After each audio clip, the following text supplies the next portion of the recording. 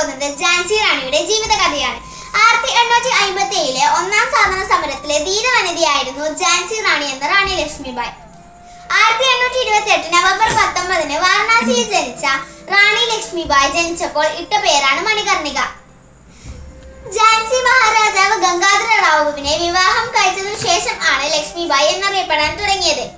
ചെറുപ്പത്തിൽ തന്നെ ആയുധാഭ്യാസവും കുതിരയോട്ടവും അവർ പഠിച്ചിരുന്നു. കല്യാണം കഴിഞ്ഞ 10 വർഷത്തിന് ശേഷവും കുട്ടികൾ ഉണ്ടാവാത്തതിനാൽ അവർ ഒരു ആൺകുട്ടിയെ ദത്തെടുത്തു. റാണിയുടെ ഭർത്താവ് മരിച്ചു കഴിഞ്ഞപ്പോൾ അവരുടെ ദത്തുപുത്രനെ ആ രാജ്യത്തിന്റെ അവകാശിയായി ബ്രിട്ടീഷുകാർ വിസമ്മതിക്കുകയും അതിനെ തുടർന്ന് ഝാൻസി മുഴുവൻ ബ്രിട്ടീഷ് ഗവൺമെന്റ് കീഴിലാക്കാൻ ശ്രമിക്കുകയും ചെയ്തു. ഇതിനെതിരെ ഝാൻസി റാണി യുദ്ധം തന്നെ പ്രഖ്യാപിച്ചു.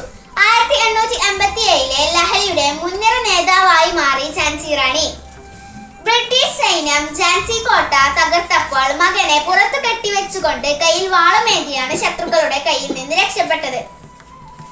അവസാനം 1858 ഇന്ത്യൻ സ്വാതന്ത്ര്യ സമരത്തിലെ മഹാരക്തസാക്ഷിയായി മാറി റാണി ലക്ഷ്മിബായി.